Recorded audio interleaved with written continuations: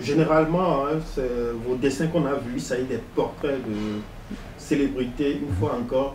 Mais est-ce que vous faites d'autres dessins, vous réalisez d'autres réalités de la vie? Bon, parfois, mes portraits ont des connotations parfois destination religieuse ou parfois même politique. Parfois, j'essaye d'être un porte-parole de la société, parce que c'est ça le but de l'artiste.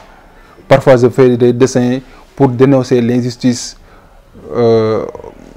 surtout ces derniers temps, ce qui s'est passé la fois passée au Sénégal. Quoi? Voilà, les grèves, les meurtres, les manifestations, à n'en plus finir.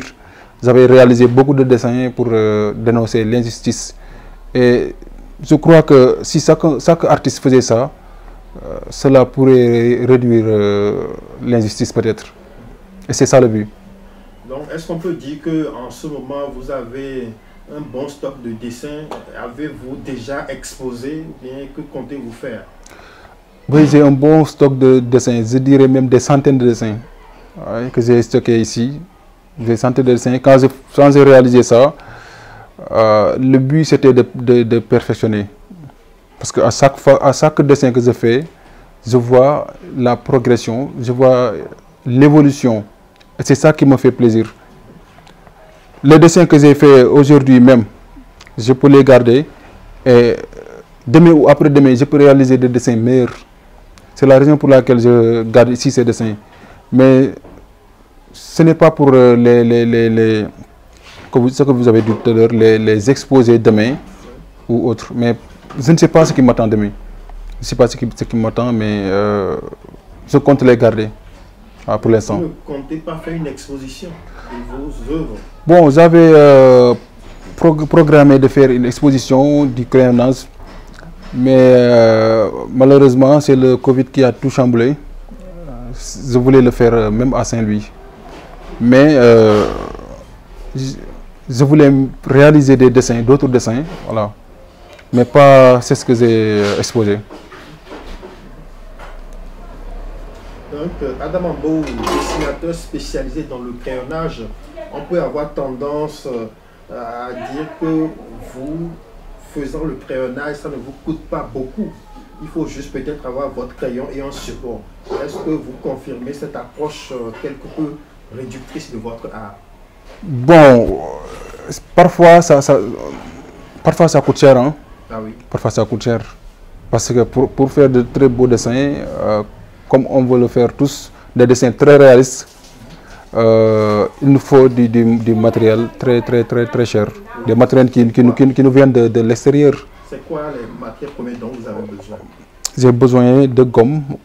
Quand on dessine, on a besoin d'un crayon et d'une gomme.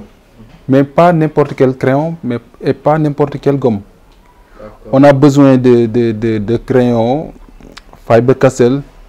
Il y a des H jusqu'à 10B. Le crayon que j'ai ici, c'est un crayon Faber-Castell. C'est ma préférence. Parfois, on nous envoie ça pour qu'on fasse des dessins. Il nous faut du papier aussi, du papier Canson, du papier Fabriano, du papier Bristol. Il y en a d'autres papiers, du papier Grima, entre autres.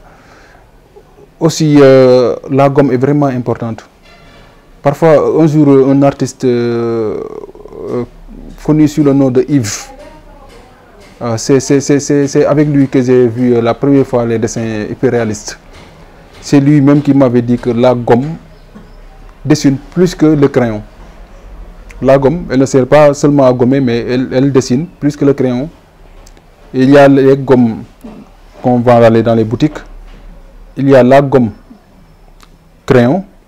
Il y a la gomme mie de pain. Il y a la gomme monnaie zéro. Il y a la gomme électrique, entre autres. Il y a beaucoup de gommes. Mais on ne peut pas connaître ce matériel sans pour autant être dans le métier. Mais en tout cas, c'est coûteux, quoi. C'est très difficile. Voilà. Donc, Donc, contrairement à ce qu'on croit, ça coûte aussi d'avoir des matières premières qui entrent dans la réalisation du dessin, du crayonnage. Alors, Adam Mambo, est-ce que dans le domaine du crayonnage, vous avez des modèles? Est-ce qu'il y a des personnalités, des dessinateurs qui vous inspirent et que vous aspirez à atteindre leur niveau? Oui, en effet. Je viens de citer le nom de Yves. C'est un Français. Actuellement, il est ouvert, il discute avec moi, il fait des dessins hyper réalistes. C'est la première personne qui a réalisé des dessins hyper réalistes, d'autant plus que je sache. Il y a aussi mon idole, qui est un Nigérian, Arendti Stanley. Il fait des dessins hyper réalistes. Il est vraiment très fort. Il prend son temps. Il y a John Odrai, le sud-africain. Il y a aussi Kelvin Okafor, qui est aussi nigérien.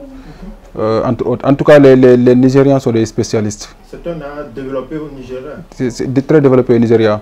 Et qui est en train de se développer ici au Sénégal. Si la jeunesse fait encore beaucoup plus d'efforts. Voilà. Donc ça veut dire qu'à l'état actuel au Sénégal, le crayonnage n'est pas vraiment développé. Le crayonnage n'est pas vraiment développé. Ou bien c'est le dessin en général qui n'est pas développé. Le dessin est développé. Les Sénégalais sont des gens vraiment talentueux et ils aiment le dessin. Mais malheureusement, ce qu'il faut, c'est le matériel. Aujourd'hui, il y a beaucoup de dessinateurs. On a même créé un groupe, ou bien des groupes sur les réseaux sociaux.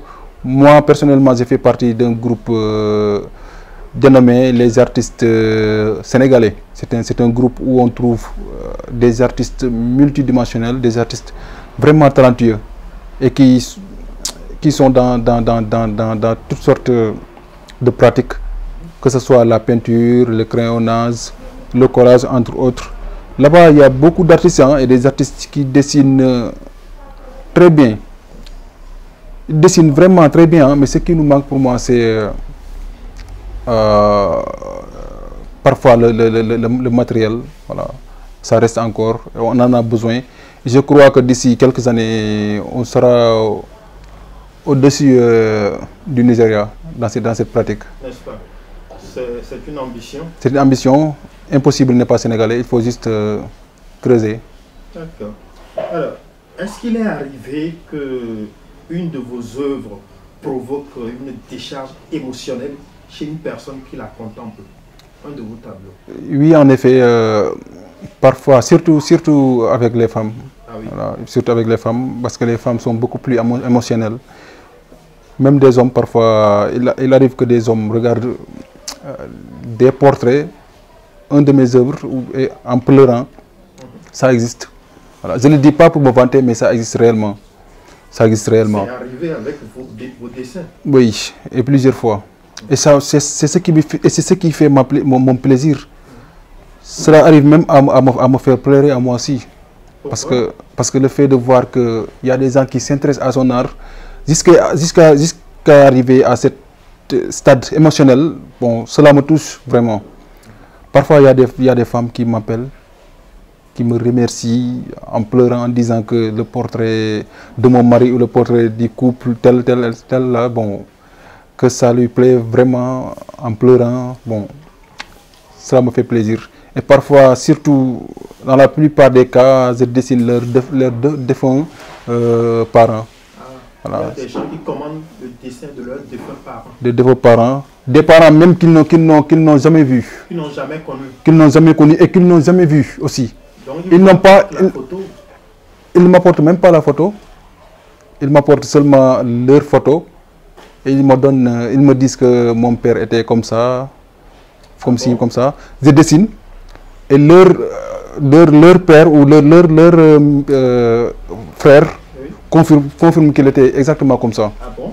Quelqu'un vient vous dire, mon père, il est comme ci, il est comme ça. Il est comme ça. Et vous dessinez ça. Et ça tombe bien, si bien que dans la famille, une personne autre que celle qui a commandé reconnaisse que c'est son parent. Exactement. Ah bon? Ils me disent que mon père était policier, par exemple. Bon, quand il me dit que mon père, bon, je dirais sans doute que son père lui ressemble. Il dirait que mon père était plus vieux que moi, sans doute. Il avait le même nez, la bouche était comme ça. Bon, je vais essayer de dessiner, de faire des essais. Et voilà. Il y a une part de mystique, quoi. Voilà. Et vous-même, est-ce qu'il arrive que vos dessins créent de l'émotion chez vous? Effectivement, mes dessins créent de l'émotion et bon, ce qui est plus mystérieux que parfois mes dessins créent des souvenirs. À chacun de mes dessins, chaque dessin de moi crée des souvenirs. Parfois je regarde un dessin, ça me rappelle une musique, ça me rappelle une personne, ça me rappelle un événement, ça me rappelle autre chose. Parce que au moment où je dessine, je capte. Au moment où je dessine, si vous me dites une chose, je peux retenir cette chose-là. Quand j'arrête le dessin, le lendemain, quand je recommence le dessin, là où je m'étais arrêté, quand je recommence, je me dis, ah, hier, c'est ce qu'on me disait quand je m'étais arrêté ici. Il y a même beaucoup de dessins, quand je les regarde, bon, ça crée des souvenirs, quoi. Par exemple, il y a un dessin que j'ai gardé, je l'ai perdu, mais je l'ai même mis sur Facebook. À chaque fois que je regarde ce dessin, ça me rappelle 10 ans ou bien 11 ans en arrière, lorsque mes frères et sœurs sortaient avec un invité. Je voulais venir avec eux, ils me disaient de rester, quoi, mes frères et sœurs. Ils m'avaient dit de rester. Et en ce moment-là, j'étais un peu fâché contre eux, mais je faisais le dessin. Et à chaque fois que je regarde le dessin, je pense à ces moments. Ça crée des souvenirs, franchement. Voilà. Est-ce que parfois aussi ça peut être des odeurs que ça vous rappelle? Oui, ça peut être des odeurs, effectivement. En tout cas, l'œuvre d'art est vraiment mystérieuse, on peut dire ça. Ça crée toutes sortes d'émotions, ça crée toutes sortes de souvenirs. Bon, est-ce que quelque part aussi, ça soigne moralement, mentalement, en termes d'art-thérapie? Oui, l'œuvre d'art a des vertus thérapeutiques, on peut dire ça. Parce que c'est comme l'exorcisme. L'exorcisme que l'on appelle ici le ndep. C'est une forme d'art qui soigne. C'est une danse qui soigne. Ce sont des chansons qui soignent. Mais ici, l'œuvre d'art aussi, ça soigne. Parce qu'en Europe, lorsque, par exemple, les Européens, je dis souvent en Europe, mais ici, peut-être que ça existe en Afrique. Mais je prends beaucoup d'exemples avec les Européens parce que c'est ce que je vois. Lorsqu'ils regardent une œuvre d'art, ils posent une chaise devant. Ils regardent attentivement. Pendant des heures même. Parfois, ils pleurent. Et parfois, bon, ça crée une sorte d'émotion. Parce que ça soigne. Même les personnes... bon, il y a des malades mentaux, bon, que l'on donne des tableaux à peindre. Parce que ça leur soigne. Ça leur soigne. C'est de l'art-thérapie. Avec le mélange des couleurs, ça crée des choses vraiment exceptionnelles. Même aussi avec les enfants. Les enfants, à la case des tout petits, on leur donne de la peinture. Parce que ça développe quelque chose en eux.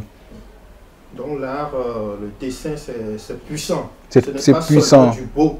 L'art, c'est la vie. L'art, c'est tout. Quand on a l'art, on a tout pour moi. On n'a même pas besoin de s'enrichir. Il y a même un gars, c'est juste une anecdote, qui avait dit qu'il y avait un tableau d'art. Lorsqu'on la regarde, on est rassasié. C'est vraiment extraordinaire.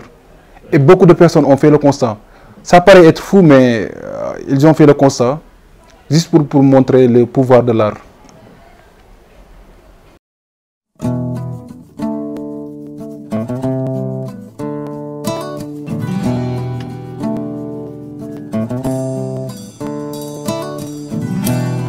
Oh, way, mama, way. Wawa, wawa, malota. Mamir. Li tax ma bëgg la yow chéri, day ma waxal la ko.